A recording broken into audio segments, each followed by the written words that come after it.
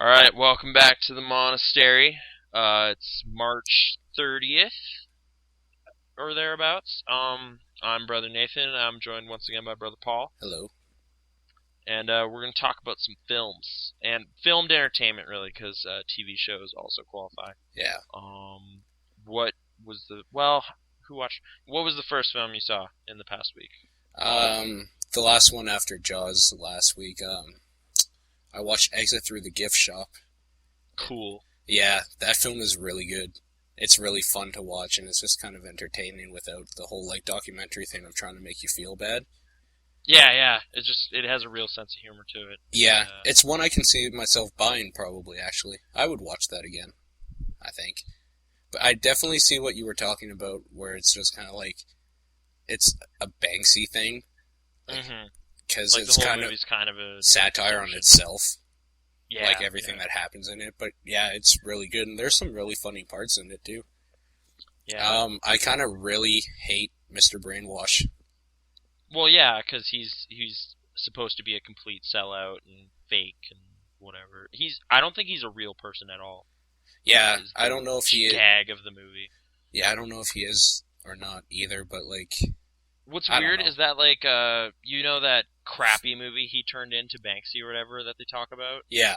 That's listed on IMDb separately, so I don't know if it's real or not, or it's just kind of an elaborate... The best part about that, how it's going all crazy, and then it's just cuts to Banksy and it's all silent. He's like, yeah. So... Yeah. It's pretty terrible, yeah. Yeah, it's so we didn't use that, or we never asked him to do that again. Uh-huh. Yeah. It's that's when I realized, he was a filmmaker. That's when I realized, yeah, he probably isn't a filmmaker. He's just, yeah. He's just some crazy dude that's filming everything. Yeah.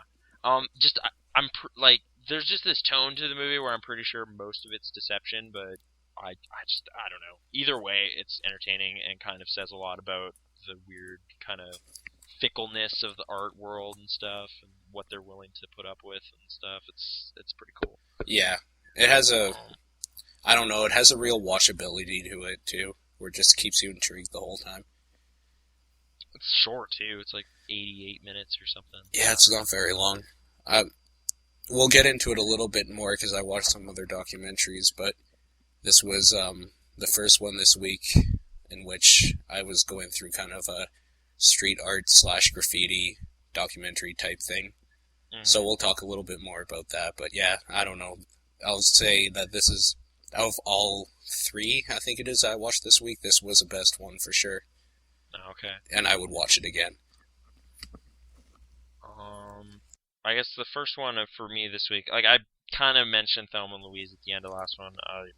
I don't really want to get into that. Yeah. It's fine, I guess, but it's kind of dated in a weird way. It's interesting. Yeah. I watched the first part of Che, the Steven Soderbergh giant epic 4.5-hour movie. Mm-hmm. Only the first part though, the Argentine. I have the second part here at home, but I haven't watched it yet because those movies are slow, but they're supposed to be. Yeah. So, yeah, they're kind of tough going sometimes, but that's kind of the whole point of it, I guess. So then, are they accurate portrayals of idea. What was going on with Che Guevara and all that stuff? I honestly don't know most of the history.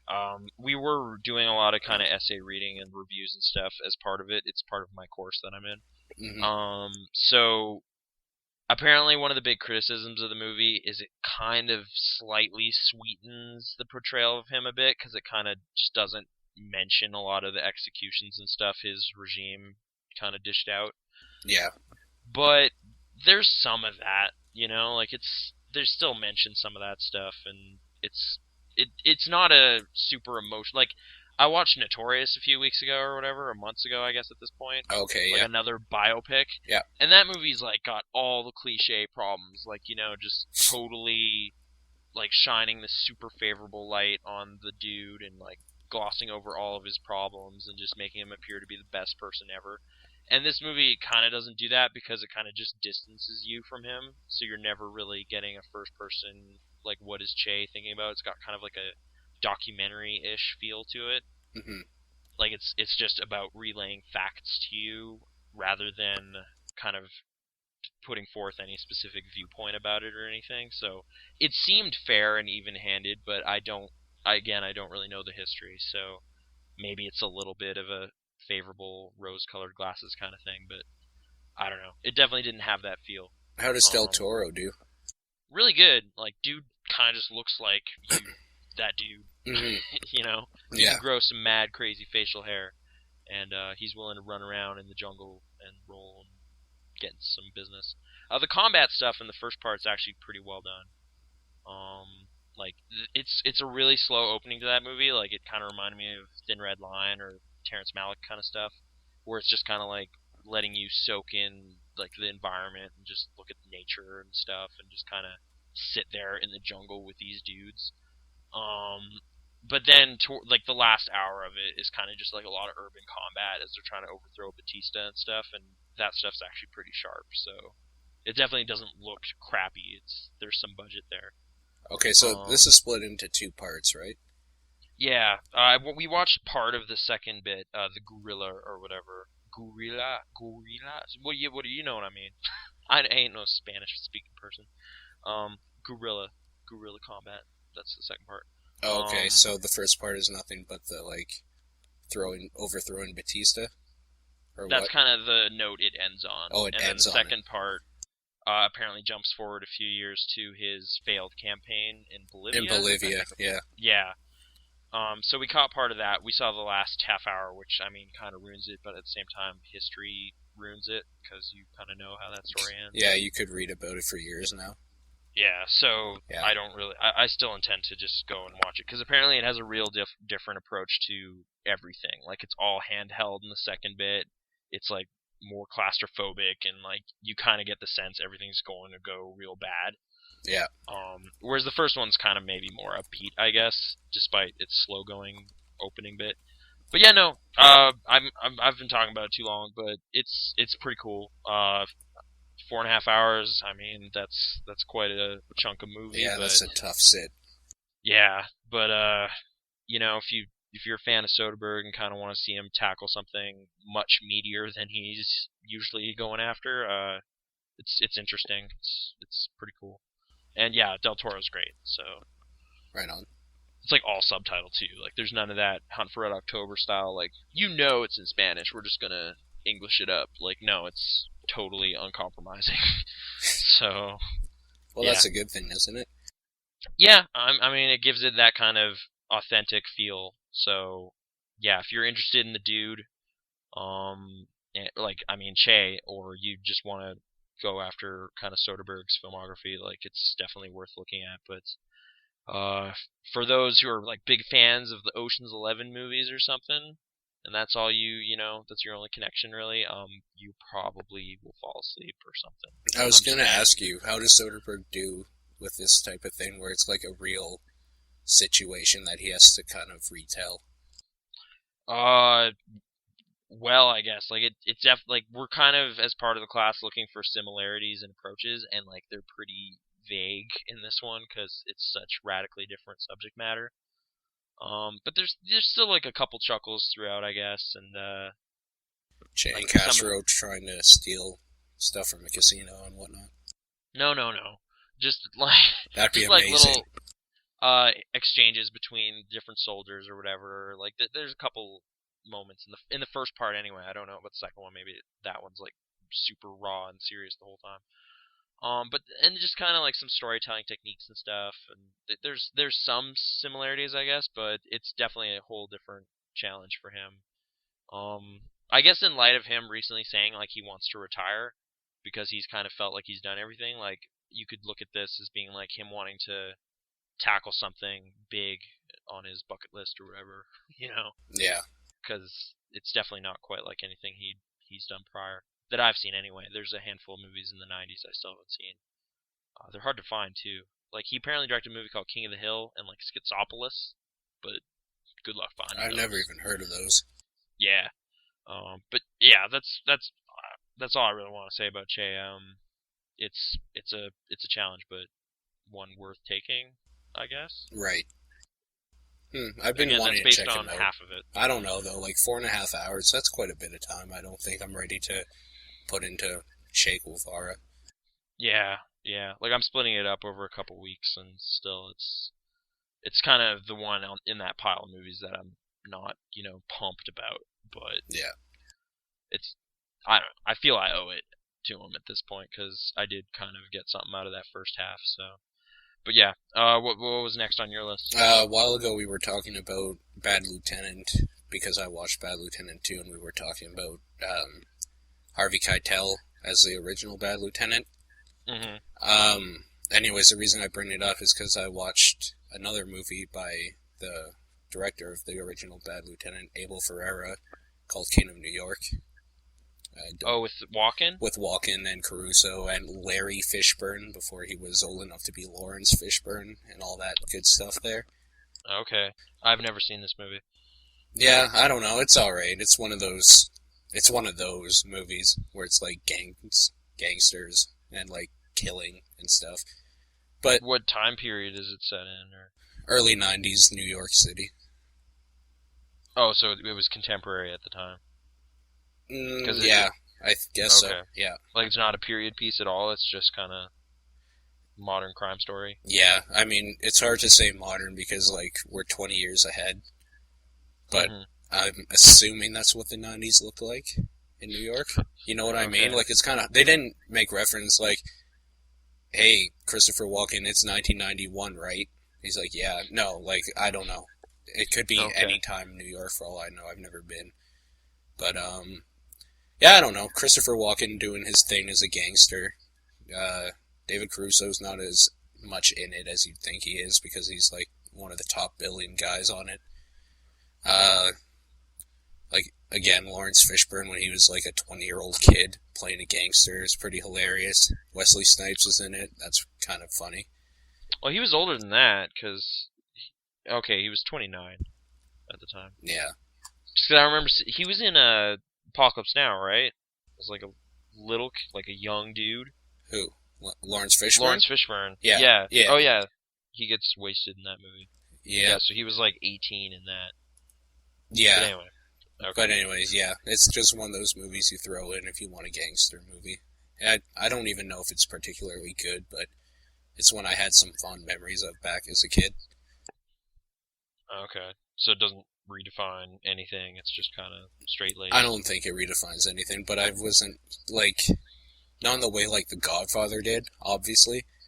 It's just kind of for fun. Like, again, since we're not in the 90s, I can't really say, like, how much impact it really had.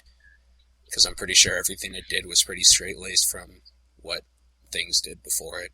It was just a fun watch, and I just wanted to relive it, and it was on Netflix, so I chose it. Was it a true story at all, do you know, or? As far as I know, it wasn't. Oh. They didn't make any mention of it, though. Yeah. It's just kind of neat that it came out the same year as Goodfellas, so, Yeah, Goodfellas is the better movie, though. By far. Yeah. That's kind of like, this movie is kind of lost in the shadows. And apparently the word fuck is used 90 times in that film. There you go. Relaying IMDb trivia. Exactly. 24 hours a day. That's what we're about here at Movie Monks. There's really nothing else to say about it. Just I was looking at that too, and I read that. Okay, so next for me, I guess already. Yep. Or any final? Okay. What was next? Deadfall. Which man. Okay. That movie. Okay, so this movie it was directed by Christopher Coppola, who is one of the forgotten, less talented Coppolas, I guess. Mm-hmm.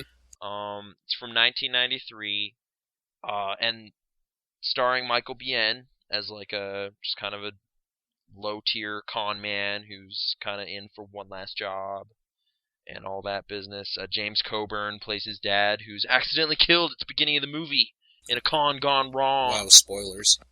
And it's the beginning of the movie. It's literally the first scene. So then he's told, like, you gotta go find the cake. My brother knows about it. And then he goes off, and turns out James Coburn plays two roles as his twin brothers. And basically, it's like a terrible attempt at like a modern noir movie, I guess. Okay. Well, modern for the time, right?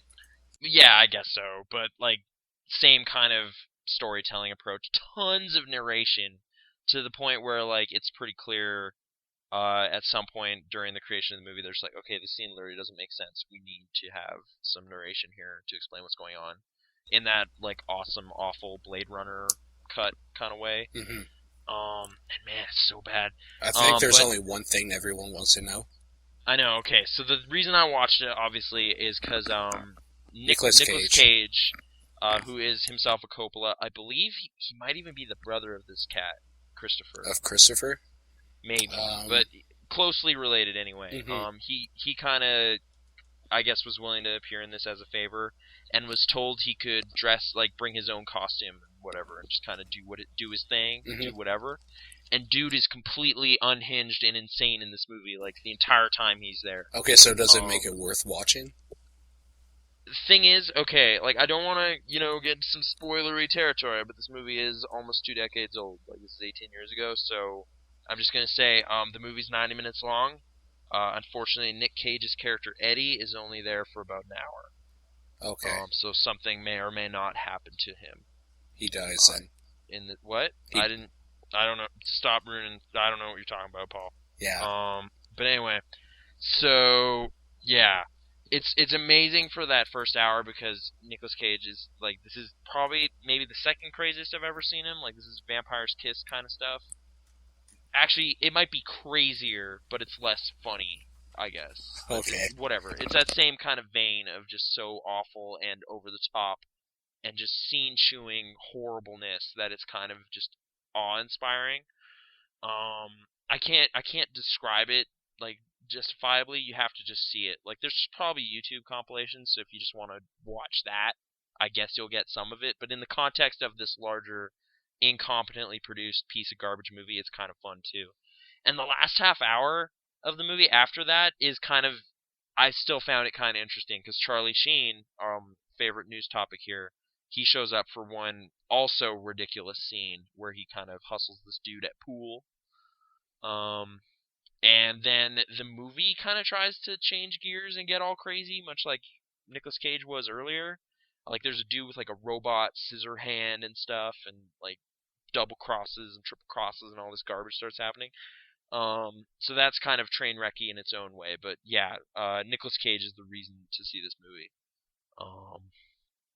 Man. I kind of don't care if I see this movie, to be honest. Yeah, I don't know. It's kind of for Nick Cage completionists, perhaps. Yeah. But, yeah, brother of Nicolas Cage. Oh, I guess other thing to mention, like, the reason you can kind of tell this is like, Coppola's calling in some favors kind of thing is because a surprising number of people you'd recognize show up. Like Charlie Sheen, like I mentioned. Peter Fonda's in it. Yeah, Peter Fonda's in it, and he just doesn't look like he wants to be there at all. Like, there's a great early scene before Nick Cage even shows up where, like, they're just at a funeral, and Michael Biehn's kind of talking to him, and then he's just kind of like, ugh. Alright, I'll see you later. It just pretty much described how he felt in being there. There's this, like, extended sigh that just doesn't seem to, like, it seems all too real in a weird way, which I got a kick out of. And I love me some Michael Biehn, more than I probably should, because, like, I mean, I grew up on Terminator and, like, Aliens and stuff, so that dude's in my good books forever. Yep. Man, that dude, he just can't act that well in this terrible movie. Like, he doesn't really bring anything to it. He's just super flat. Like, that's kind of what makes Nick Cage stand out all the more, is because it's like the movie is trying to be serious and play it straight, despite this ridiculous off-the-wall character being there, which kind of just makes it that much funnier. So I don't know. It was a pretty amazing kind of textbook example of how not to make a movie. But yeah, reasons to see it definitely exist, so I endorse it in a strange way. What was next for you? Well, I don't think I can top that, but I watched Yes Man with Jim Carrey. Oh, okay. Yeah, I don't know. I wanted a comedy, so there it was. I'm guessing you saw this one? Yeah, I ended up seeing it twice, I think. Yeah? What do you think of it? It's okay. It's pretty good. I'll tell you what I like about it, is that, like, I like when he starts saying yes to everything or whatever and blah, blah, blah, and he starts doing a bunch of random stuff, and they all, like, somehow have, like, a part in the story that happens around the end. Like him learning Korean, or him, like, learning guitar and all that stuff. Like, they all have an application later on in the movie somehow. Oh, yeah, yeah. I don't know. I thought that was kind of neat, the way they did that. Okay. And I love Zoe Deschanel. hmm I think my favorite part of that movie is probably Reese Darby, hmm Norm, his boss. Yeah, it's He's pretty just, good. He was pretty darn funny. Yeah. Like, they play off each other pretty well. Yeah. But the whole time I just kept thinking, man, that's Murray from Flight of the Conchords. Oh, yeah, but, he has glasses and he works in a bank now. So. Yeah, but it's like the exact same role. I guess so, but... Which is fine, because he does it well, and it's hilarious. Like, I don't have anything against it. There was that one gag with, like, the old lady that I just thought, that's kind of cheap. It's kind of cheap. The old lady next door? Yeah. Yeah. Like Adam Sandler level business. I don't know. Yeah, and then they, like, go with it. Yeah, which, I don't know. That gag definitely didn't work for me at all, but everything around it was reasonably okay, so... Now, was this when Bradley Cooper was still, like, in supporting friend-type roles before he started, like, starring? Yeah, that was, like... Or is this on the before... cusp of it, that? That was, like, I think... What year was okay, that? was it before The Hangover? It was before The Hangover. Okay, so yeah. For sure, yeah. Okay. So, definitely before that whole thing, yeah. He does a good job in it. I mean, yeah, he does his Bradley Cooper thing, and he's the friend that's kind of there. I don't know. Yeah, one of those movies. Jim Carrey, pretty funny. I bought it, so I mean, I watched it. So, yeah. What was your next one? I guess briefly, like, tangential thing. Did you see the Mr. Popper's Penguins teaser? I haven't, no. I really loved that book growing up, though. Yeah, I know, me too. I read it, like, multiple times, and the teaser kind of looked really bad, but I have all that affection for the book and Jim Carrey, so I'll probably end up... Is Jim Carrey Mr. Popper? Yep. Awesome.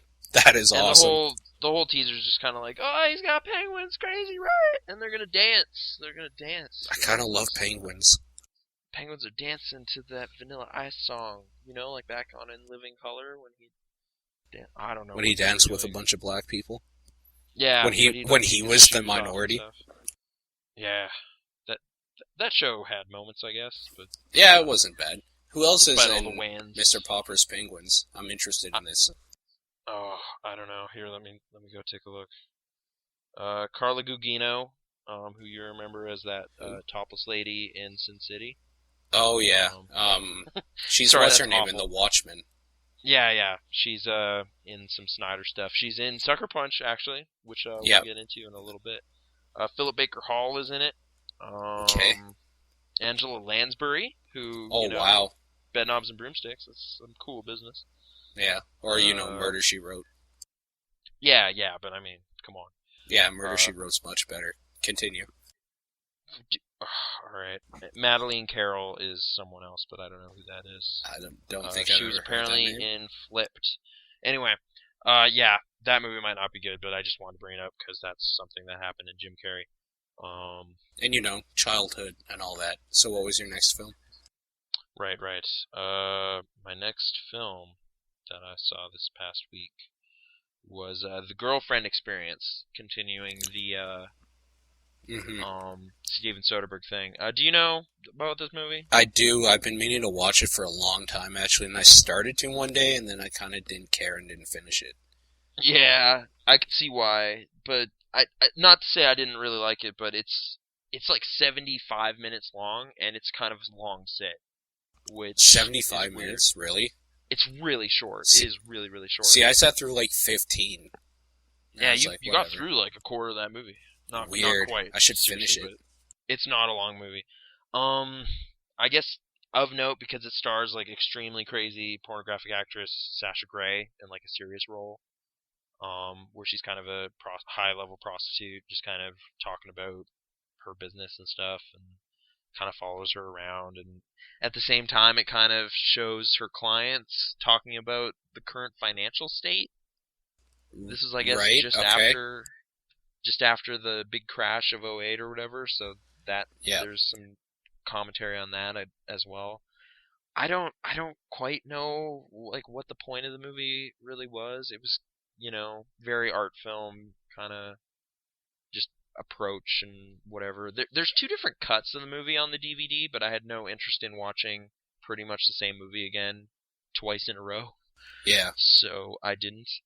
But yeah, I don't know. I don't really nothing really stands out about it that I can think back on like I mean he shot it, Soderbergh shot it and stuff cuz that's what he does. Hmm. Um I have nothing to say from the 15 minutes I saw it. I probably won't finish it, and I apparently finished about like a quarter of it, so that's my yes. stance on it. Yeah, I can't really I don't know. I don't know. I'm sure it's like some commentary on, the commodification of sex or something, but and like her casting, I'm sure has a lot of import in that too. But it's just I don't know. I'm not qualified to talk about it anymore. So what did you see after? Continuing on with the whole graffiti and street art thing, I watched another documentary that's on Netflix called Bomb It. It's filmed by John Rice or Reese or whatever. I think that's a name I should remember, but I can't right now, so... Okay. Oh, he did Closure, the Nine Inch Nails thing in 1997. That's... Anyway.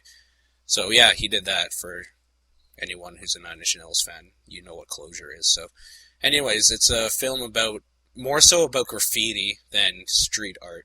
And I've come to the conclusion that there is a major distinction. Street art's kind of like... hey, I did this with this, and, like, I put it on the street for people to see. Mm-hmm. And graffiti's like, yo, son, I painted that motherfucker. I put my name on it. So, like the fence near my house that just says frog on it. Yeah, and, like, there's a good portion of this film at the very beginning, the first 15 or 20 minutes, that was really hard to sit through, because it's kind of like all those people. They're just like, yo, we be busting motherfuckers, and we be shooting them in the head, and like, you, like, what? Like, I don't care. Just interviews with street graffiti tag people, yeah.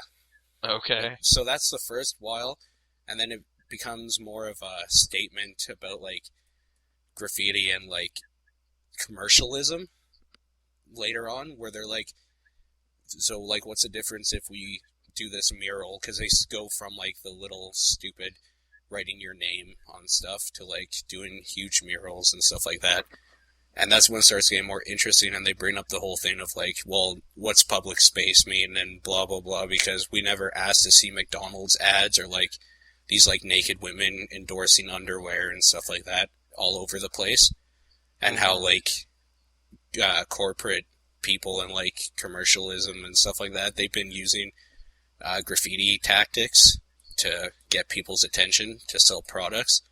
And I don't know, it becomes really kind of interesting. They go all over the world and, like, see different parts of the world and, like, different cultures, graffiti, and, like, all that sort of thing, and their ideals and ideas on it. And it becomes actually quite a good watch, but the first little bit of it is really hard to sit through because you just don't want to like these people.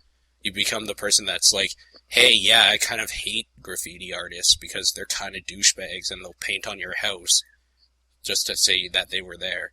But then it gets into the part I like about street art and stuff, where they're starting to, like, reach out to people and, like, make things that are kind of ugly beautiful and all that sort of thing.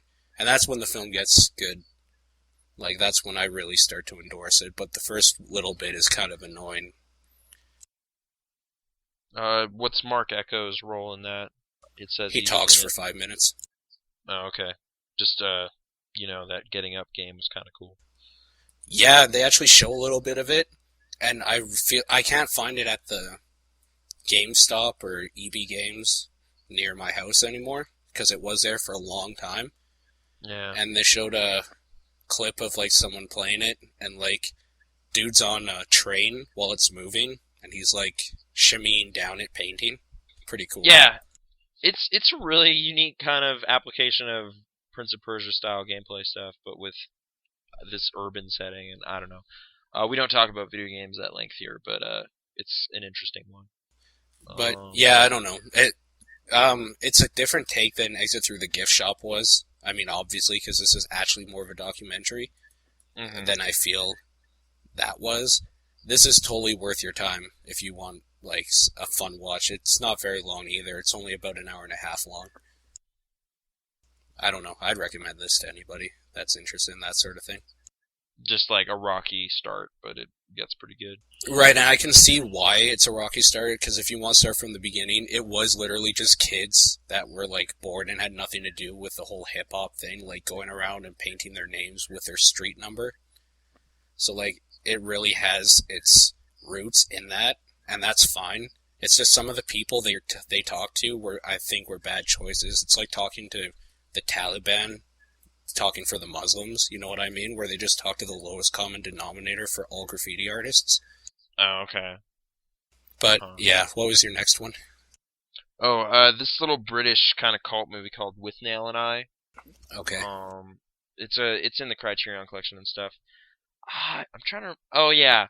Video game journalist guy Jim Sterling says it's pretty awesome. It's one of his favorites. So that's probably what led me to it. It's got some cool stuff in it.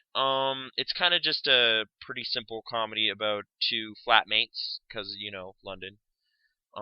In the '60s, who are just kind of not really doing a whole lot, just kind of sitting around. Their apartment's falling apart, getting gross, and they're low on money and stuff. And they managed to talk. I guess I should establish the two characters. One is basically a avatar of sorts for the director, Bruce Robinson. His character isn't even really named in the story. He's just referred to as "and I." Mm-hmm. Okay. Yeah, in the end credits anyway. And he has this super eccentric roommate with Nail, who is they're both kind of failed actors who aren't getting a lot of work or anything. So they just kind of want to get out of their grungy apartment and get out somewhere and just kind of refresh and have a bit of a vacation and clear their heads and stuff. So they managed to talk their with Nail's uncle into letting them stay at their cabin, his cabin rather. Let me just check. The uncle's played by Richard Griffiths, who have you seen the Harry Potter films? I haven't seen a single one, no. Really? Really, I own most of them. Oh wow. Okay, I guess for those out there, like his uncle, I guess, like step uncle or whatever. Like, have you read the books or? Nope. Man, it's just I'm fishing for a character name, Uncle Diggory or something. I don't know. He's in those British character actor. He's pretty good. With all the acting is actually pretty solid. But yeah, they go out there. The uncle's gay and kind of has feelings for and I character and kind of bothers him a bit. And there's comic mishap stuff ensues and them trying to figure out how to get food and stuff. But it kind of ends on a pretty cool note, where they kind of the two friends, like one goes off to actually do something with his life and take a stab at accomplishing something, and the With Now character is kind of just left behind. Left there with the bottle, and he drinks a lot. Kind of remind me of Sideways, I guess. Maybe a forerunner of that. Okay. Kind of like a buddy movie where they're just kind of drinking a lot, and there's a lot of conversations just about life and what to do and everything. And it sounds like something Kevin Smith would have done if he was British. I guess so. Like, it's kind of that small independent feel. Because that's what Clerks was. I guess so. But this is maybe a little more highbrow because it's British, Well, obviously, yeah. I mean, they're smoking pot a lot and stuff and drinking, but, So it's safe to say it's one of those slacker type films where they're just kind of finding themselves. Sure, like 20-somethings kind of wandering through life and then eventually kind of finding themselves. So it definitely, some of it resonated a bit. Not like maybe an hour and 50 minutes or something, but it has maybe a saggy middle portion. I felt like I wasn't super engaged in some of the madcap comedy stuff that was going on. Like they're fishing with shotguns and all crazy.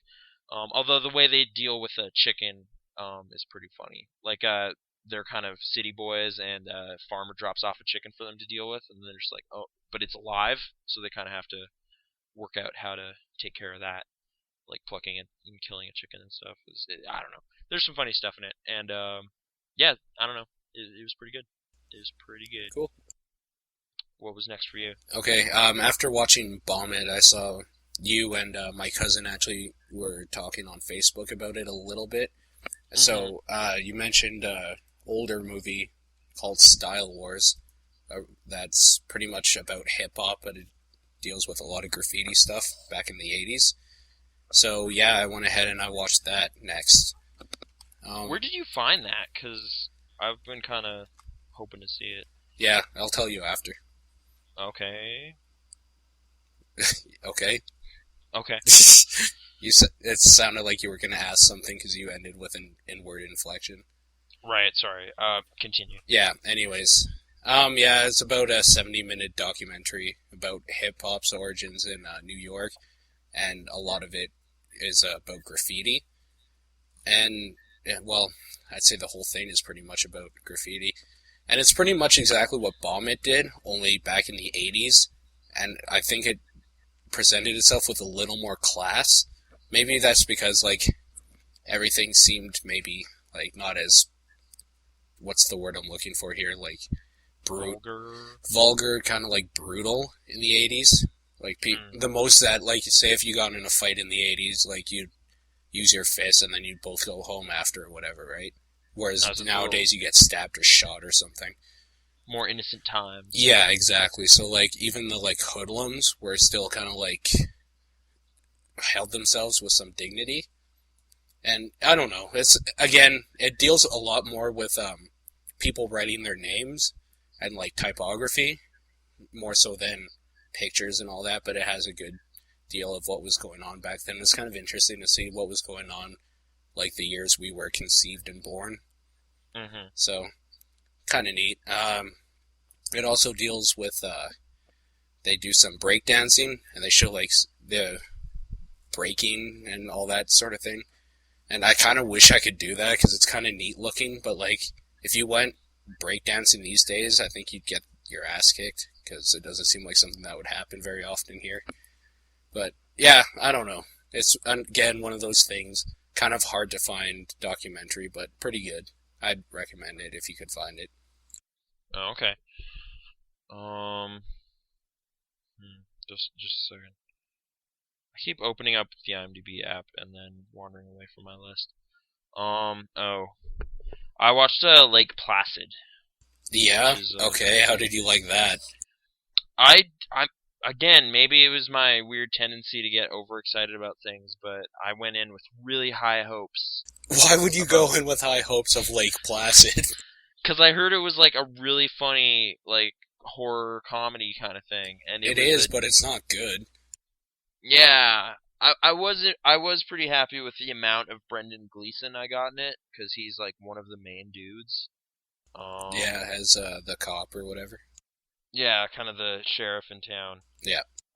Like, don't get me wrong, it was alright, but for some reason I was maybe a little too excited.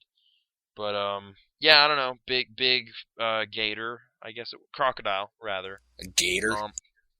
Yeah, it's not a gator. It's a big crocodile, ends up in a lake in a small kind of town and starts eating people. Yeah. And, you know. In many ways, Jaws. People are called in. I guess so. Bridget Fonda was actually pretty funny in it. Like, the one person I was probably disappointed with was Bill Pullman, because I like Bill Pullman quite a bit, because, you know, Spaceballs. But, oh, yeah, and all the other stuff he's been into. Independence Day, Lost Highway. Yeah, so he's been in things I've enjoyed. He's done things. Here he just seems kind of tired or something. I don't know. He didn't quite bring it like I wanted him to. And I'm not maybe the biggest... I don't have anything really against Oliver Platt, but his character was just kind of annoying. He's usually the same character in everything as well. Oh, okay. I haven't really been exposed to too much... I guess I saw him in 2012, and I'd say he was quite different there. Yeah, but I mean, that movie's not good.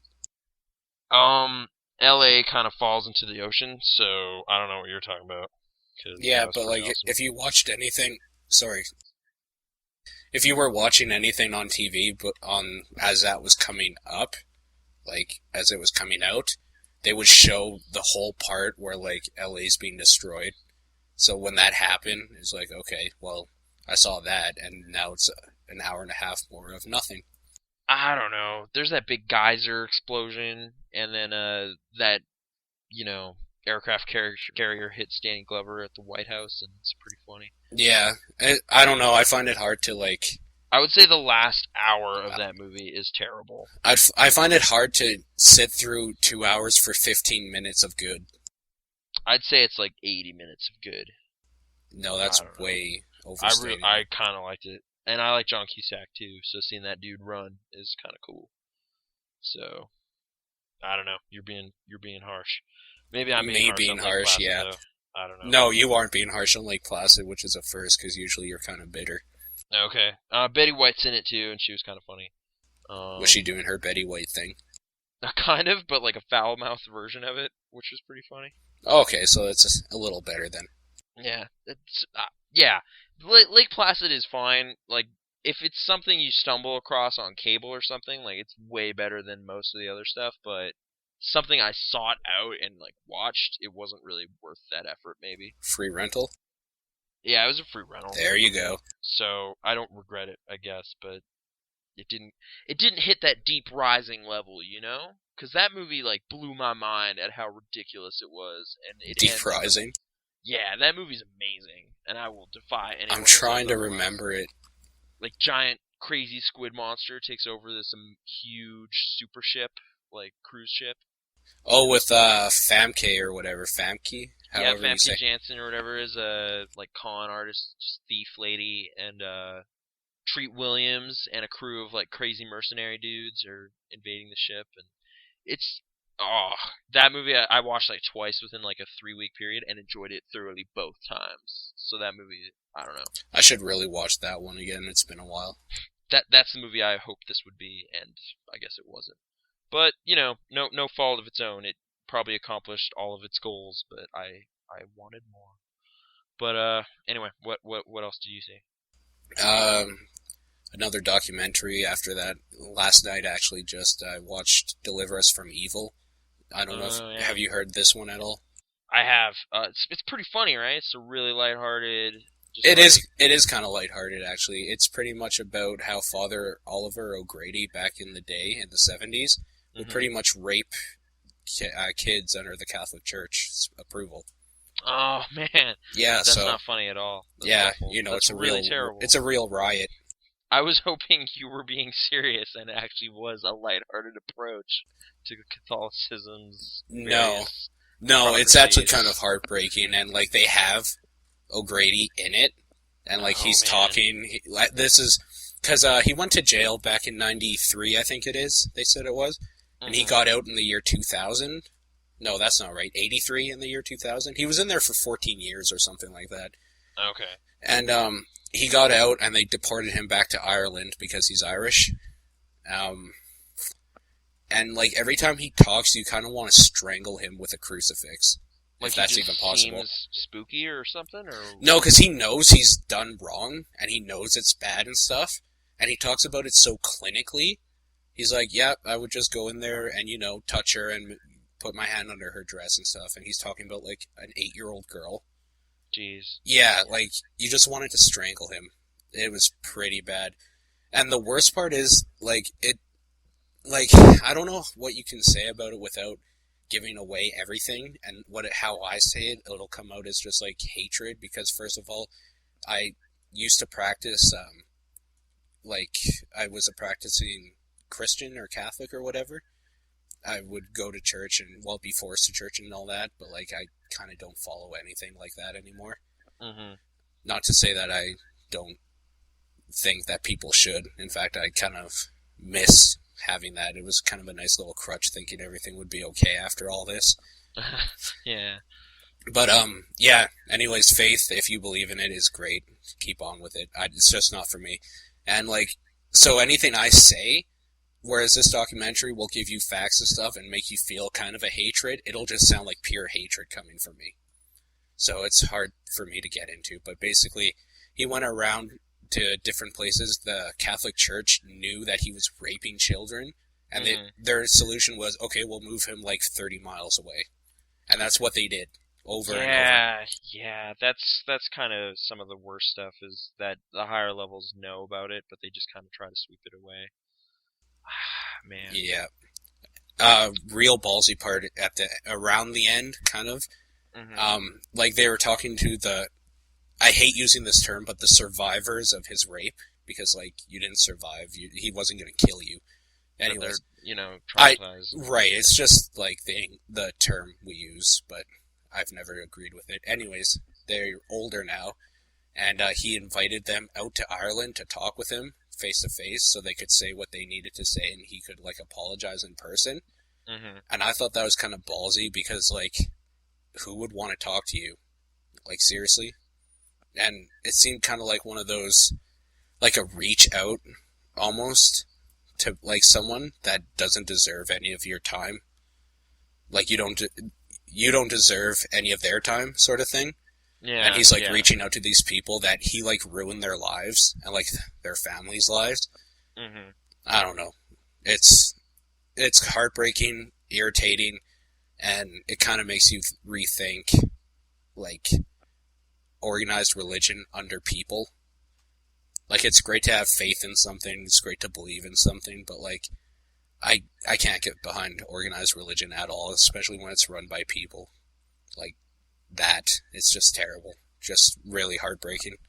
Huh. So kind of the opposite of X through the gift shop, and then it's really just dour and upsetting, depressing. Yeah, it still does it in Like, an is there okay a way. good message at the heart of it? Like, is it trying to say No, anything important, or is it just kind of no, like a trash talking Catholicism? Because look at how no. It's not even hypocrisy talk. ridden. It's not even trash talking Catholicism because there's a priest in it that's actually speaking on behalf of the victims, and Okay. like he's trying to show them that like it's not everybody. It's just unfortunately like the Pope ignoring it and the bishops, like the higher ups. But there Wow. are still Jeez. like good people and stuff like that, Okay. and good priests and blah blah blah. So he fights for them and whatnot. It's not even. It has absolutely nothing to do with Catholicism as a religion. It has everything to do with Father O'Grady and all the crap that they hid with him. They're not trying to Yeah. make a statement about religion. But I guess that does kind of call into question some of their priorities or something. But I don't know. That sounds troubling. Yeah, Worth and like, seeing though, or like, is it um, worth the heartache? I guess. it's not bad. I like information. I like absorbing information about different things, especially stuff that actually happened. Mhm. So like it was great for me, and I don't know, it kind of made me like it solidified my stance on religion and like why I think it's kind of disgusting how these people can get away with what they do. Like get this, apparently it's worse for a priest to rape a little boy than a little girl in the like eyes of the church. So Uh-huh. like his first few victims were female, so they didn't really think anything of it. They thought he was just being like a curious priest because they're not allowed to like engage in sexual activities. So they thought it was just because like, hey, she's a little girl and he like wants to experiment because he can't or whatever. But as soon as like it's a little boy, all hell breaks loose because now he's gay and that's against God and blah blah blah. I don't know, Yeah. like double standards like that. It's kind of disgusting.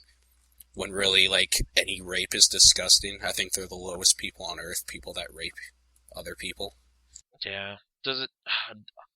The only thing I could see this movie kind of going wrong with presenting that stuff is like trying to amp up the emotions of it. Like, is there cheesy piano music behind the interviews or anything, or is it No, really straight and just upfront about it? it's pretty straight. Okay. Um, I don't know if I want to get depressed this week, so I probably won't watch it. But In all honesty, I don't think I can recommend it to anybody. It's just one of those things that like if you were ever interested in what happened and like want some information on some of the like worst crimes committed in the like like last decade or whatever with that whole thing, uh huh. it's like good information, but it might be a little easier if you just go on Wikipedia and read about it rather than Okay. like see from See the here. guy and Well, everything. see the father like start denouncing God because like how could a God let this guy like rape his child in his house and blah blah blah. Like it gets pretty tough in some spots. All right.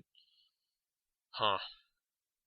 I will say one thing. There's it ends on a really, really cheesy note where it just does like a close up of a crucifix with Jesus on it. Like, how else do you end this? I don't know. Yeah. Yeah, so like that kind of ruins it because it's like, yep, you're still a movie. Okay. Man, there's no way to bounce out of the just depressing talk about that stuff, is there? Like, we need an interlude with a bunch of crazy music or something. Do do do do do do. What? Nah, then that trivializes it. See? That's even worse. I don't know. Let's just... Okay, speaking of things that are awful, and just like... No, because then that trivializes it too. Okay, on a lighter note, less awful is Sucker Punch, Zack Snyder's new movie. How Okay. about that? Um. Okay, I'm gonna start off by saying yes, I've read Twitter. Yes, I've read the internet. I know people hate this movie. Okay. I want to see this movie still because I want it for the visual spectacle I know it's going to be, not Okay. because I care about character development. I don't care about acting, and I don't care about story. I want to see it for That's fair. what That's it fair. is visually. Okay. That's fine. That's kind of why I was there. But I don't know, something about it, like it is, like it has that stuff, but then it kind of, Sucker punches you. no, I don't know how to describe it. Like it's like, as I was watching it, I was initially defending it. I was in a defensive kind of state where it was like, no, whatever, giant crazy samurai phantoms fighting a girl with a sword, and there's like chain guns and stuff. Like that's totally awesome. There's nothing wrong with that. I guess not, but it's kind of the way it's presented and the like the weird super self-serious tone the movie still manages to maintain despite all the craziness that's happening.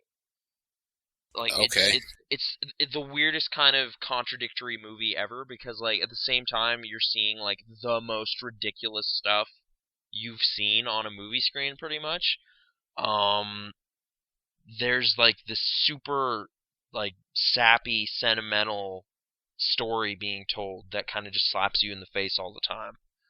So I Okay, couldn't but see, I quite. don't want that. I don't care I about that. know, but it's so like it doesn't let you just kind of escape from it because it's kind of throughout all of it, you know?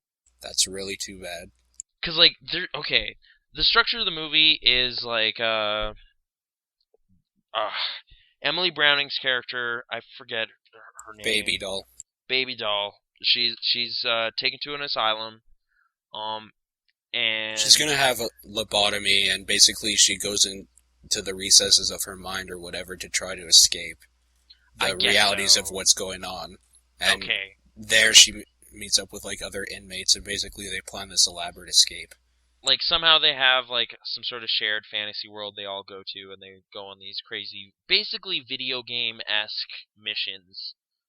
Right, That because all there's 5 different things they need, right, to escape the there's different facility. items they need to collect, and each one is kind of presented to them by Scott Glenn, who's dressed up in some weird, costume or whatever, and explains what they need to do. Like it's literally like a video game. Like each segment is like kind of like, okay, Like here's a your different objectives. stage. Go, here's your enemies in this one. Go fight them. Like dragons, weird kind of World War like German-esque dudes with gas masks, but they're like robots. Actual robots on a train that happens to be circling Saturn or something crazy. Giant samurai with a minigun, apparently. Yeah, yeah, yeah.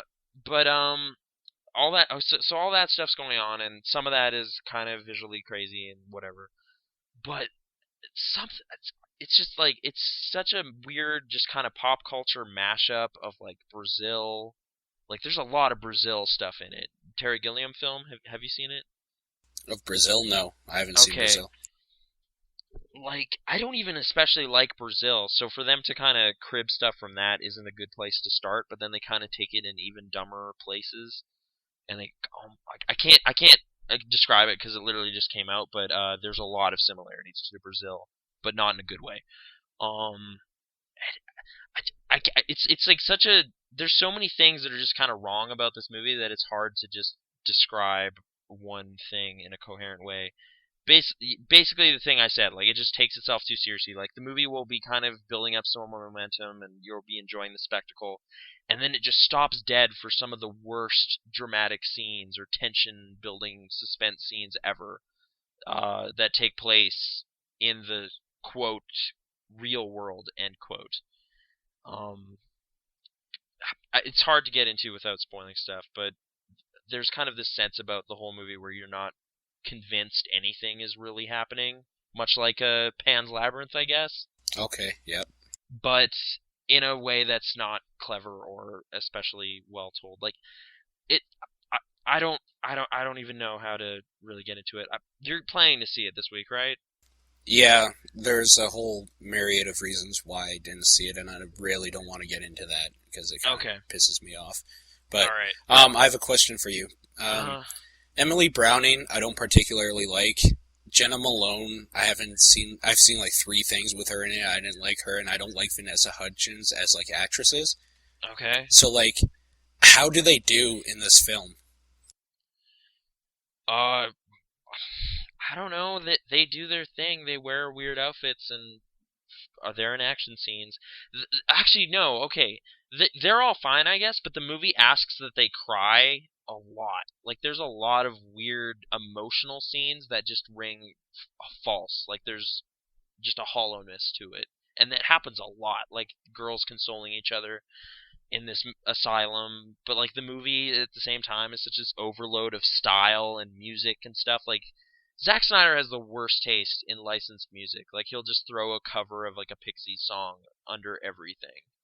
Did he have any say in the trailer? Because using Silver Sun pickups was amazing. I don't know. I don't know if that song's in there, but like that Nine Inch Nails song was in the 300 one, right? So, Which hooray. one? Yeah. I don't know. Was it in the movie, just like though? you imagined. Do you remember if that was actually in the movie? It wasn't, no. Okay. I think there's like a clever marketing team behind it. I wouldn't give any credit to Mr. Snyder. That's fair. It's such a like, it reminded me of Baz Luhrmann's movies. Do you know who that is? I recognize like the name. Moulin I can't. Rouge, Australia, that Romeo and Juliet movie. Okay, yeah, I didn't see Australia.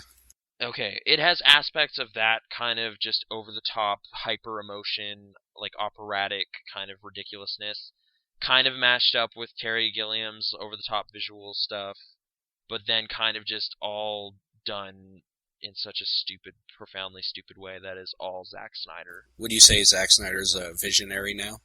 No, he's a terrible person. I don't know. He is. I can't. I just don't. I don't know how to break it down at all. So I think we're just gonna postpone this until next week. And I'm still kind of recovering from the upsetting Deliver Us from Evil discussion. Wait, what? Like my brain is still depressed right now. So, Deliver Us from Evil. That's what it is, right? That's the movie you saw? Oh, yeah. Okay. Yeah, I'm just saying you laying all that heavy business on me took away some of my verve right now. I put out your fire. Yeah, I just can't think about trivial, terrible pop culture mashup, slow motion garbage when like more pressing concerns are out there. Another quick question about Sucker Punch though before we move on here. I know it's gonna probably bother you talking about it. I don't know. Anyways, there was some, like, I'm not a feminist at all. Okay. I'm not a misogynist or a chauvinist either. Uh-huh. But a lot of people are saying that this is a disgusting portrayal of what female empowerment actually is in the male mind. Because, like, her, like, safe spot, apparently, is, like, a burlesque show with a whole bunch of other, like, women in really tight, like, revealing outfits that become even weirder, like, throughout the movie. Yeah. Yeah, that's probably one of the most apparent hypocrisies kind of with it, because it's supposed to be like championing women and like their horrible oppressive surroundings and stuff, but it's so obviously like for the male audience. Yeah, it's obviously catering to, you know, like they're wearing sexy schoolgirl outfits and they're, you know, fighting. And I'll be completely honest, I asked one of my friends if they would go see this with me, and they said, quote unquote, LOL, no, that's like a guy's wet dream. Yeah, it's definitely got a juvenile kind of perception of gender politics, I guess, as part of it. That's kind of too bad, but It is, yeah, Yeah. there's a myriad of problems. Like, outside of just, like, basic story logic being really, like, condescending and, like, it thinks you're stupid, and it spells things out way too clearly, kind of in a Shyamalan kind of way, I guess.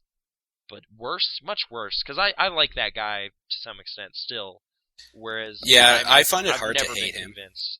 I've never been convinced Snyder is anything more than just like a, stylist, I guess. Like, he loves him some slow motion and some, I like, will still stand up for Snyder because I like what he does. there's one action scene in particular where the girls are just battling this legion of robots on board this train, like I said, that's orbiting Saturn. And it's kind of just ridiculous in a way that was kind of exciting, but it was a way that reminded me of a video game. Like, again, it was like watching a Devil May Cry cutscene or something. It was that level of just ridiculousness. And that's cool, but surrounded by all this garbage, it just kind of sucks the joy out of that stuff too. There is another thing I'll say quickly about Snyder, is Okay. that even though I will, like, stand up for what he does, and, like, I like a lot of the stuff he does, and I will probably like Sucker Punch, like, I'm not even gonna tiptoe around it, I probably will like it. I think he needs to start growing up as a director and start doing stuff more than just what a fanboy would want to see. Because he does play a lot to, like, the fanboys about stuff, Ah, and okay. I I still think think he did everyone a disservice with his Watchmen movie, but whatever. Okay. well, I'm talking about his other stuff, Okay. like 300, and, well, 300 because, like, it's Frank Miller or whatever, right? Yeah, yeah. Dawn of the Dead because it was, like, a cult classic, and now this is gonna be, like, the video game version of a movie that he's been wanting to do. Mm-hmm. And next is Superman, which we'll talk a little bit more about later. But anyways, Yeah. what I think he needs to do is start growing up with how he does stuff, because I think he probably could have a really strong visual style if he learns how to harness it instead of letting it go all buck wild like he does. Maybe. I think it's almost the same problem. I to some extent I do have a bit of an issue with Shyamalan in that he probably should never write his own stuff. Yeah. He's not a good writer. This movie is Zack Snyder writing something, and it's just kind of like, oh, okay, so it's not that he's, a bad, visual person or anything. He just has really profoundly stupid ideas in his brain, and he shouldn't share them with anyone. They shouldn't be on the screen, Okay. you know? Like, he should only work with other people's screenplays. I think this movie kind of says, because wow, dude, it is. I'm interested in hearing your take on it when you see it. Like, I don't think I want to see it again, but it's one of those movies that was like so just audaciously upfront and like loud about how stupid it is that it was kind of inspired, like eye-catching in a way, or awe-inspiring. Like, I think maybe wow, you really? and I should take a trip to this weekend to Sucker Punch. Like, and I'll just put on my like super critical glasses and analyze it this time. Just watch it again without, like, any previous...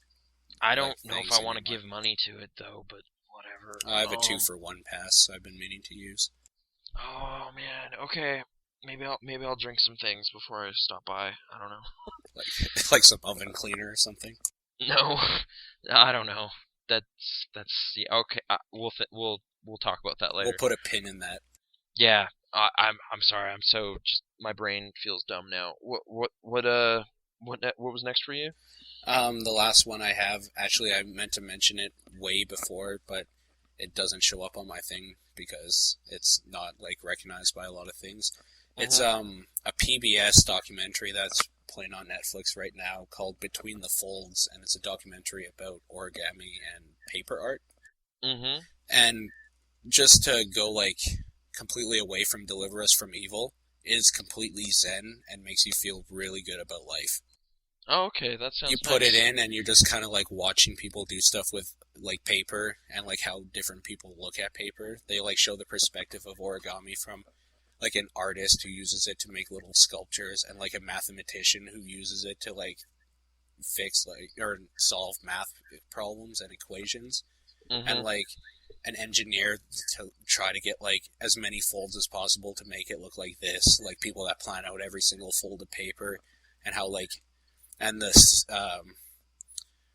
like crazy people that like just crumple up paper and then call that art, and then the people that do as much art as they can with one fold.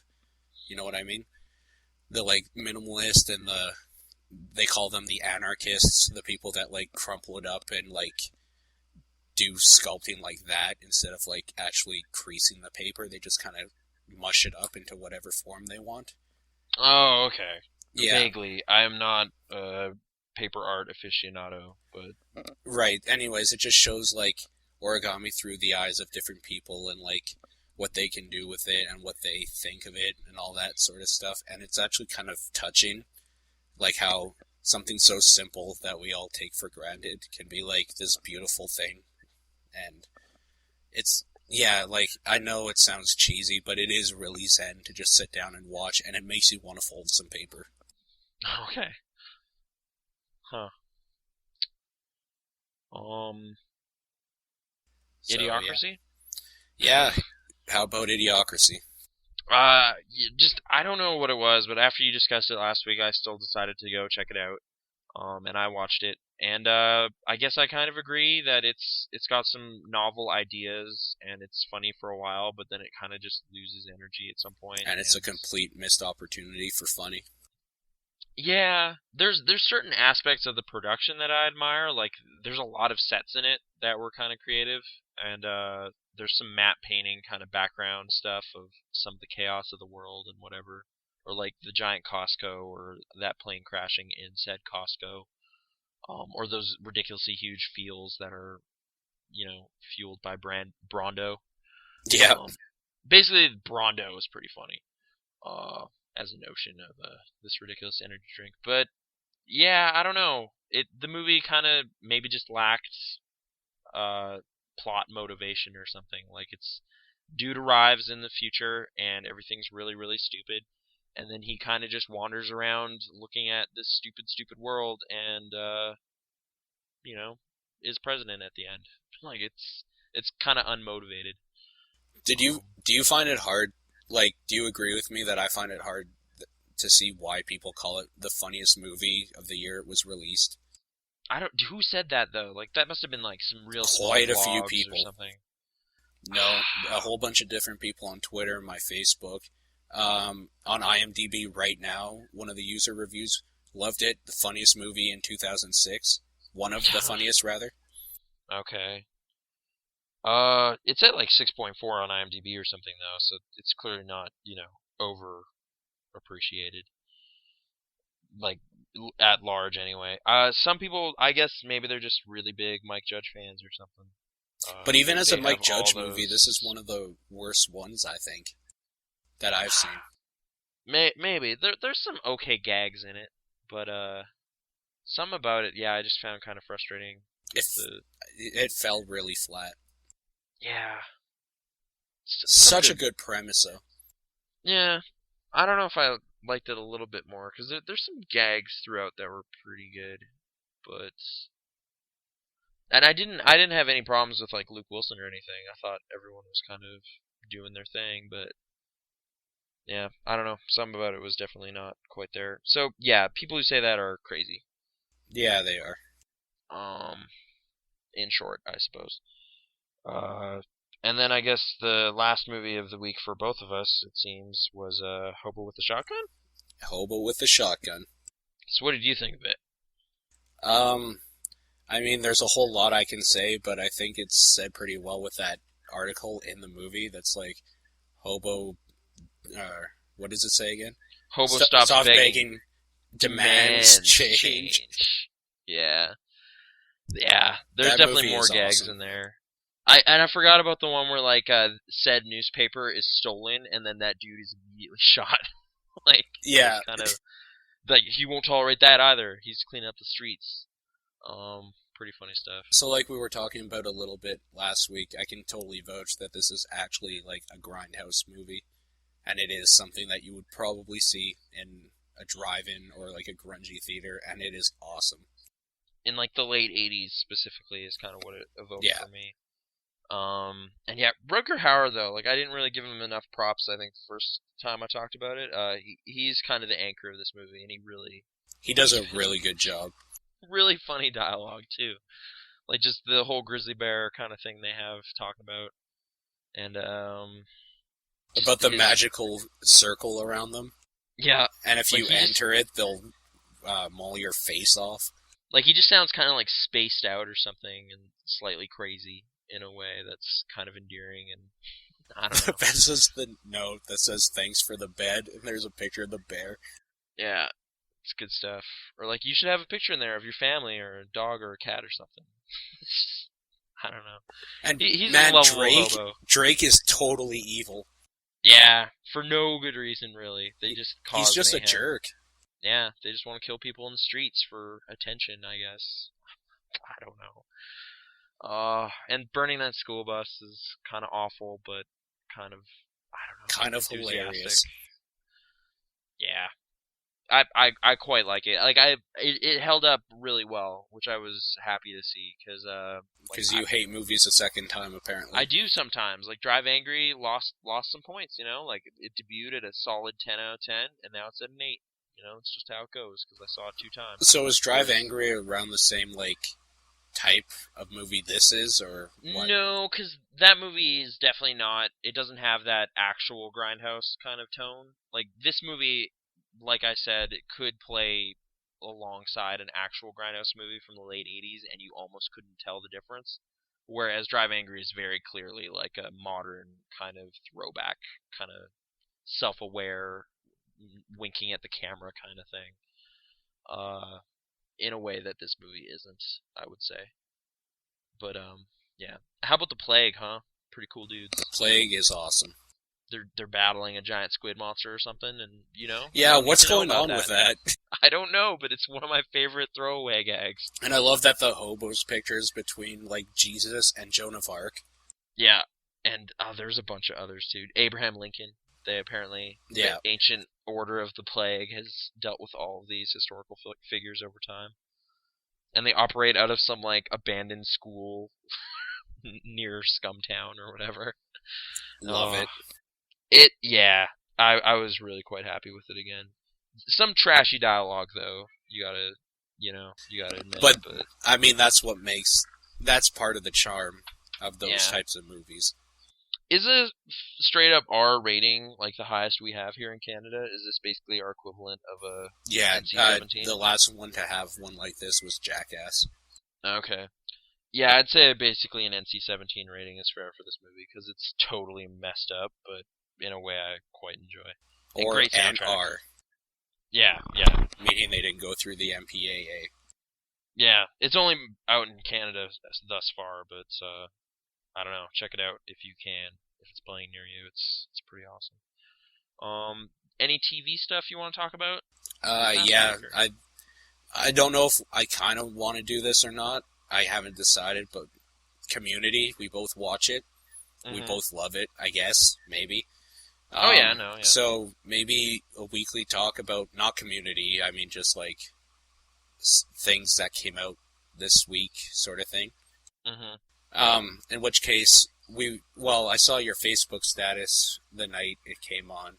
A new episode of Community came out on Thursday, as usual.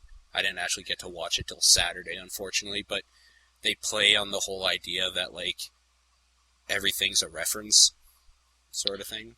Kind of, misleading. Uh-huh. Why don't you talk a little bit more about it?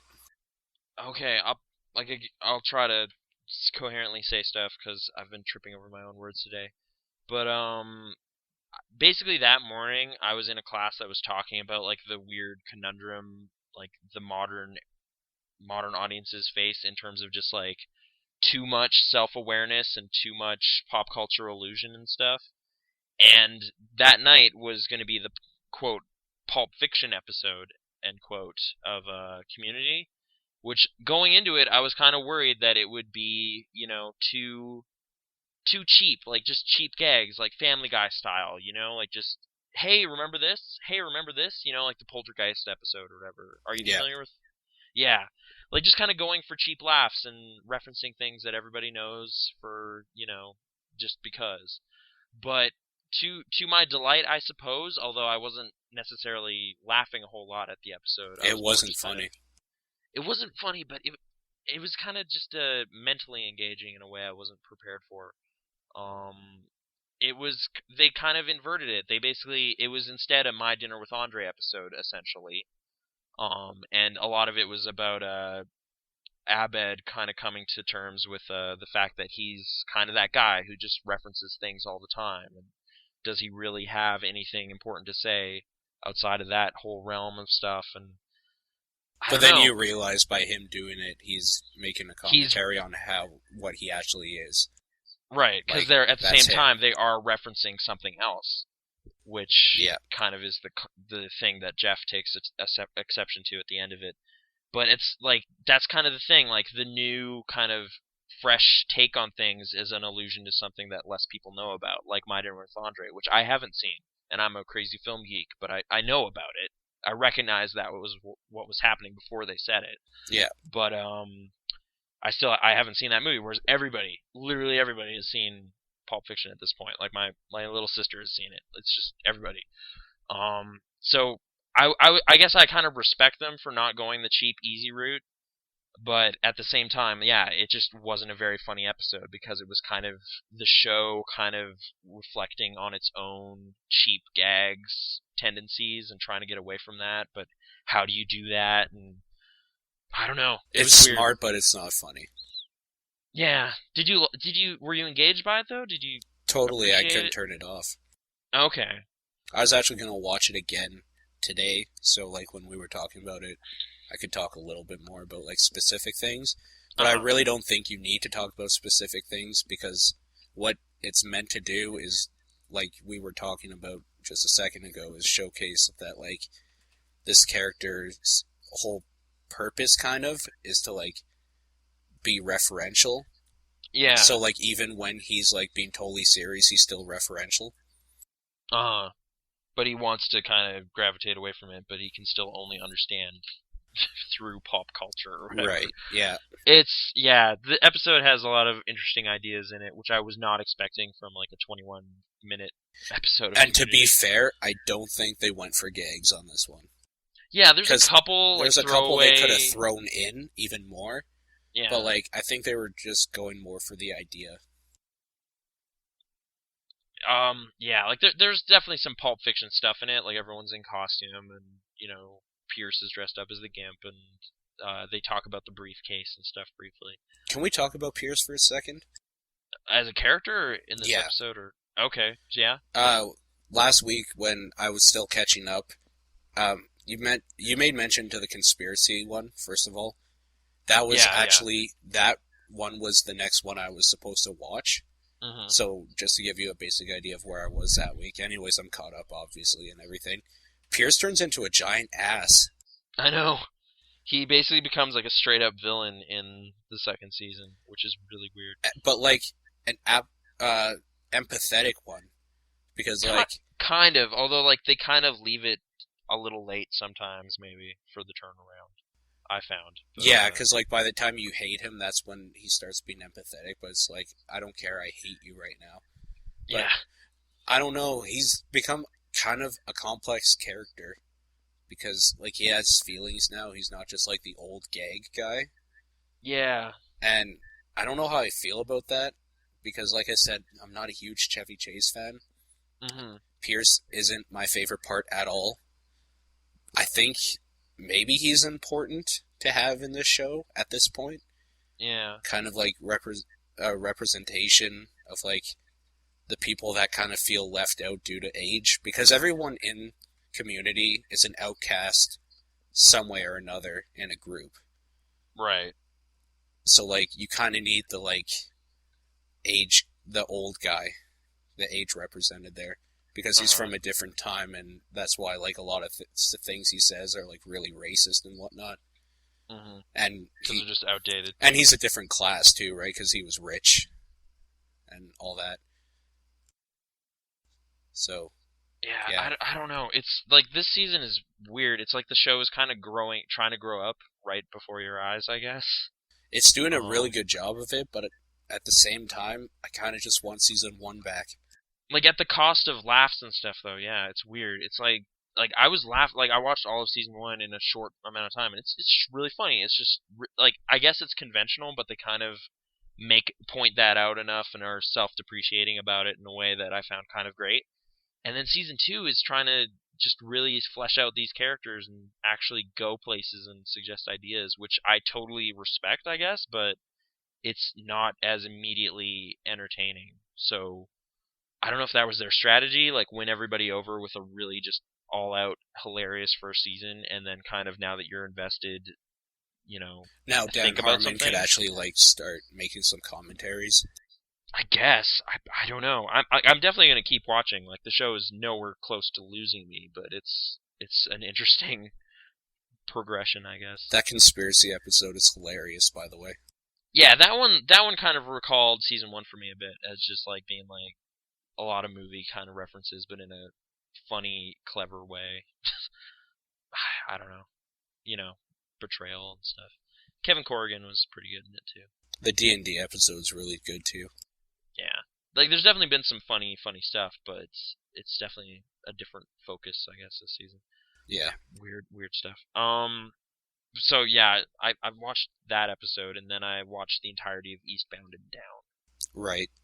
which I was talking to you earlier about it. And I just kind of want to record some of these thoughts, I guess. I don't like you're familiar with Jody Hill. We talked about this, like Observe and Report.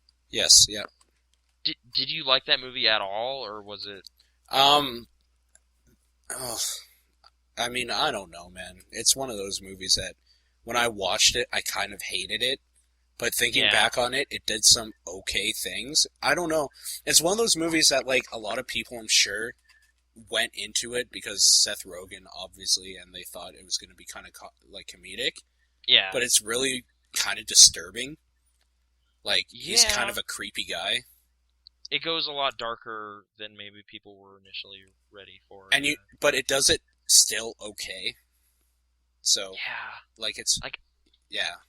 I have a hard time like because I've seen his previous movie too, Foot Fist Way, where Danny McBride plays like a taekwondo coach who's just super Hmm. selfish and an ego kind of crazy guy.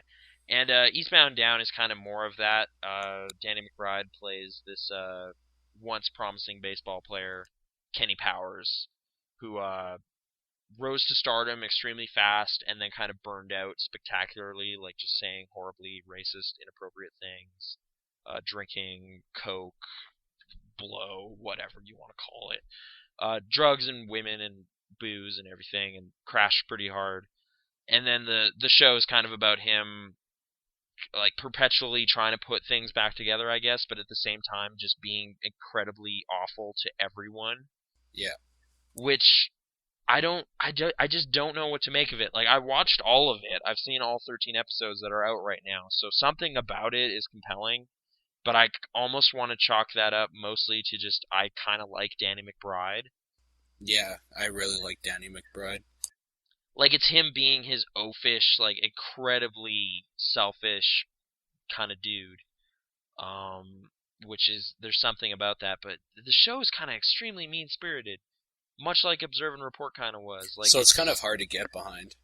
yeah, like it's not something like where I'm convinced it's saying anything important at all. Like it's just kind of cheap laughs at the expense of like kids and people supporting him and stuff. Like one of the favorite gags of it is just saying horribly inappropriate things in front of kids, which seems kind of cheap to me or something. Like it's Yeah. just like he stands up in front of a cafeteria full of kids and just starts like cursing up a storm and talking about like big titties and all this weirdness, and it's just like, huh, all right, I get it. You're not supposed to say that in front of kids, but And like, at least what you can say about Observe and Report is that when it did like the dark comedy stuff, it did it pretty intelligently. I don't know about that. It Like did there's some like of it, yeah. like there's like the drunk sex thing with Anna Faris, which was Yeah, weird. yeah, that was like Adam Sandler stuff right there. I don't know. Yeah, there's like it kind of does dark stuff, but I'm not convinced it's doing it for any reason other than like shock factor or whatever. The one thing though is like constantly puzzled by director David Gordon Green. Hmm. Who, like, because he seems to be in this weird shift right now where like he started out making like really well regarded art house movies, some of which I've seen, some of which I haven't. Like George Washington I haven't seen. That's got a Criterion release though, and then like Snow Angels and stuff from like 2-3 years ago, which I quite enjoy. Quite. I got something out of it. It's an incredibly depressing movie, but like very serious dramas. To now like two stoner comedies in a row and a bunch of Eastbound and Down. Like it's just this weird. I don't know Pineapple what he's Express doing. was really good though. Yeah, no, like I'm not saying it's bad, and I kind of want to see Your Highness, despite not knowing if it's going to be a train wreck or not. But either way, I'm there. But just this weird kind of shift from like extremely serious films to extremely goofy, like nonsensical weirdness. Um, it's weird. But yeah, he directs a bunch of these, and I don't know. It's got some sort of perverse appeal to it, I suppose. But yeah, I'm not sure. I definitely can't get behind the notion that this is like on par with like Breaking Bad or anything like that.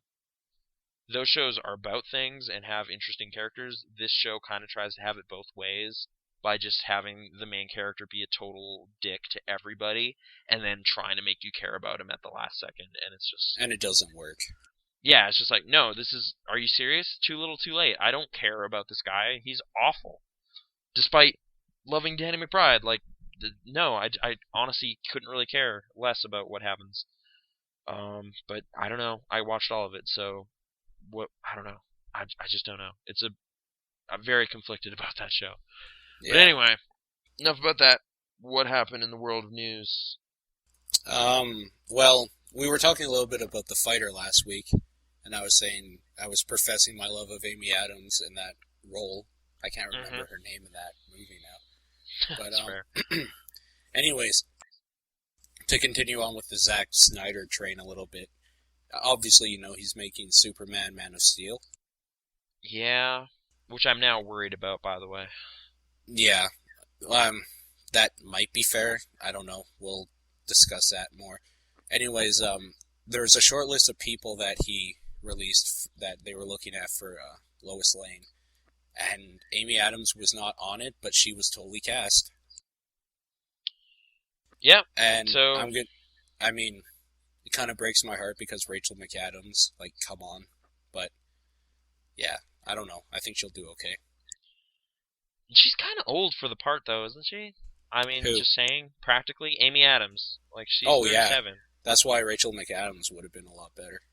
Yeah, and I love Amy Adams too. Like she's just a delight and everything, but I don't know. It just seems like a little bit of a weird fit. But you know, hey, she's a super likable actress. I'm sure she'll make it work. Olivia Wilde would have done okay too. I don't know. I'm not entirely convinced she's good. You know, Like as an actress?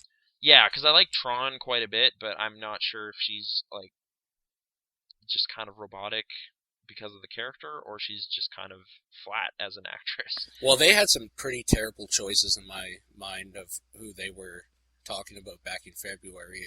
Do you remember them? Not entirely. Okay, I it do has remember Malin McAdams Ackerman being from The Watchmen. Yeah. Jessica Biel, terrible.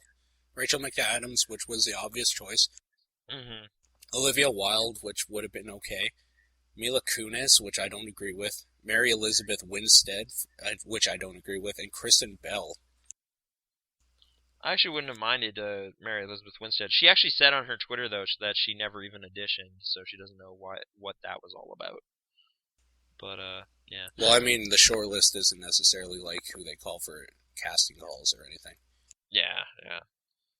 But okay. So yeah, Amy Adams, your next Lois Lane. Look out for that. Isn't Lois Lane have black hair though, quite famously? Yeah, Rachel McAdams would have done that fantastic. But now they're gonna have to dye Amy Adams' hair or just have a redhead. It's just I don't know. Guess who else was cast? Someone else was Costner? No, completely different thing. Oh, okay. Guess who else was cast in something completely different? I have no idea. Mm-hmm. Armie Hammer is gonna be the prince in the Brothers Grimm Snow White. Okay. You may remember him as those Winklevosses Yep, both of them. in The Social Network. Well, both of their faces anyway. Yeah. We got to give some props to that other guy. I should probably look up his name. So, anyways, he's going to be playing Prince Andrew Alcott in Snow White. Oh, they actually have a name for him. Yep. Which can you confirm for me which Snow White project this is though? Because the one with Julia Roberts. Oh, okay. All right.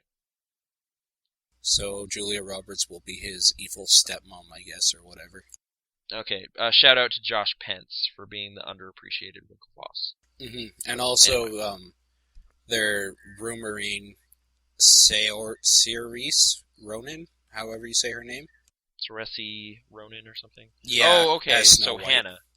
Hannah as Snow White. Yeah. I'm looking forward to that. Hannah? Yeah. By the way. Yeah. Not necessarily this Snow White movie, but... Isn't Hannah this weekend? It's pretty soon. I'm reviewing it hopefully in a couple days. I think it comes out on the 8th. Yeah, it comes out on the 8th of April, so... Oh, okay. Not quite yet. But, yeah. What else we got?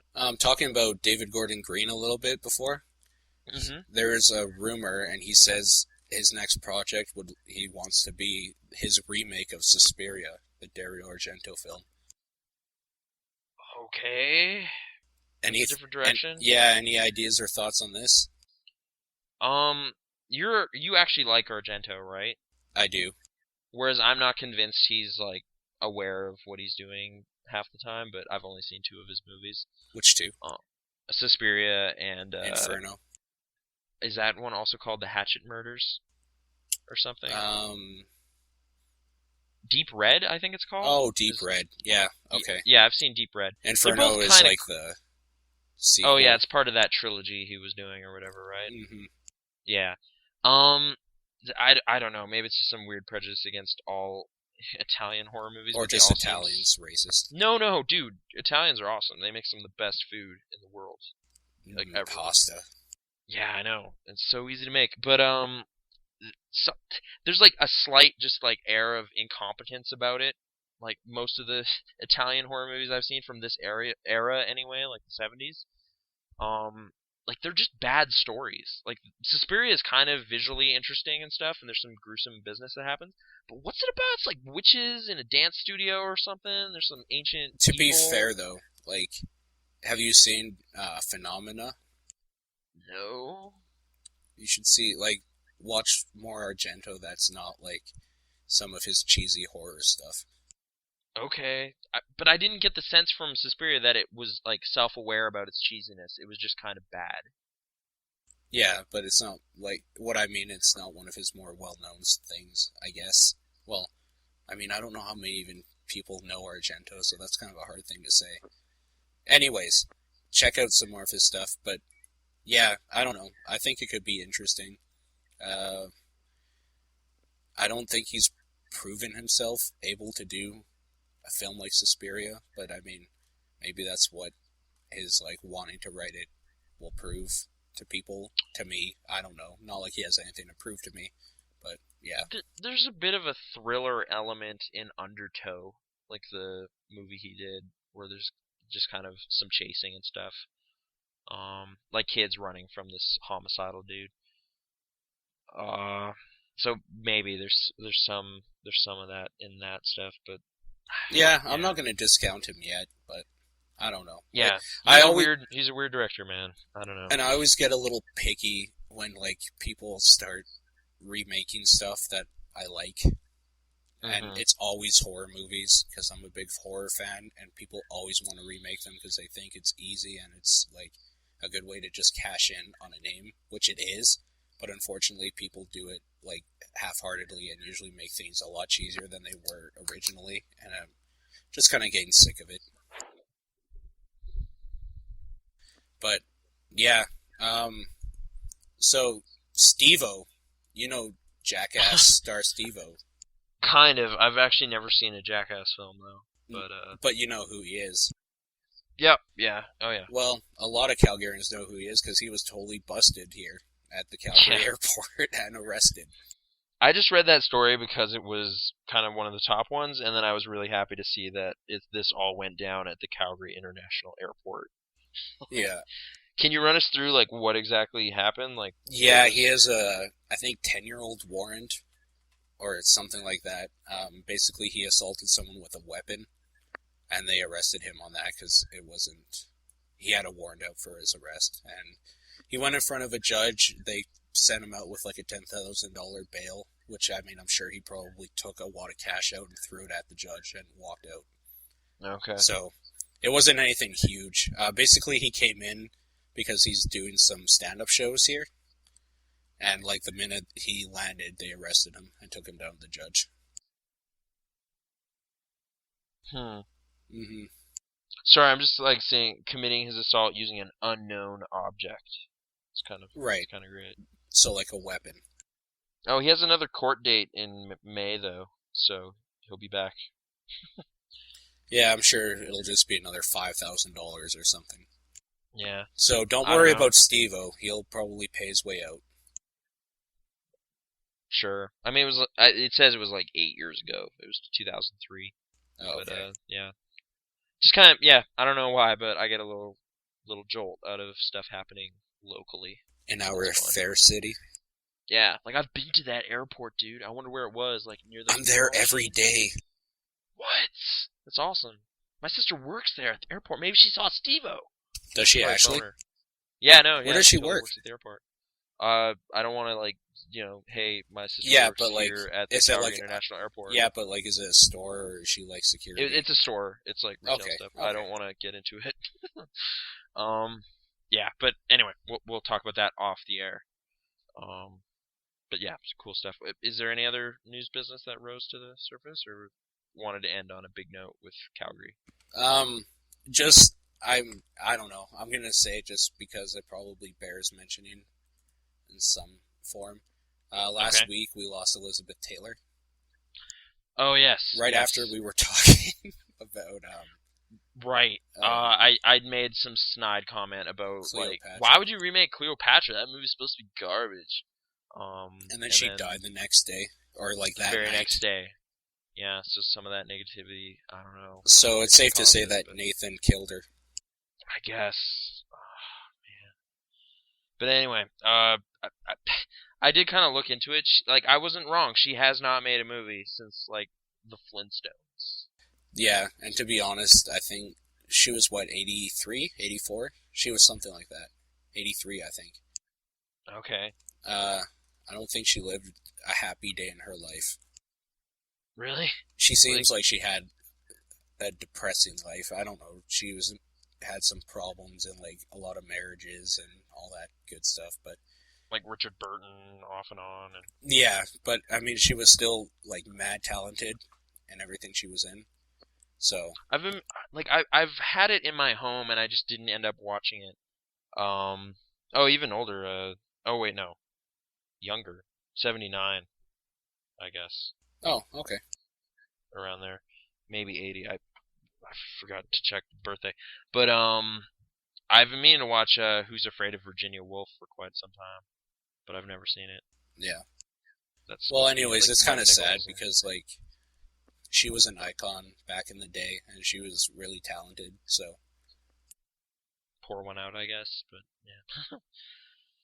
yeah, And March also, 23rd, 2011. okay. So, just to end on a kind of another bummer, just to bring that up.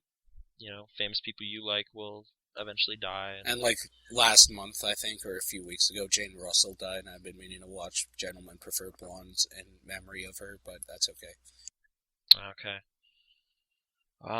There you go. So, just ending on a bundle of happy. Do you have any jokes or anything? We can end on a little bit of a lighter thing, or I could probably find one. no? It might It's not all be right. in the best taste, but you know. Oh, you're right. Yeah, we probably shouldn't follow up a death announcement with a joke. So, okay. That's just part of what happens here at the monastery. Solemn reflections on death and hypocrisies and religious bodies and stuff. That's what we're all about. We're Um, here to make you sad. yeah, and also just talk about pop culture and dumb robots and whatever. Man, a weird collection of very, very different subject matter this week. But thanks for joining us for that. Mm-hmm. Once again, this has been Nathan and Paul. And Paul. And catch you next week. See ya.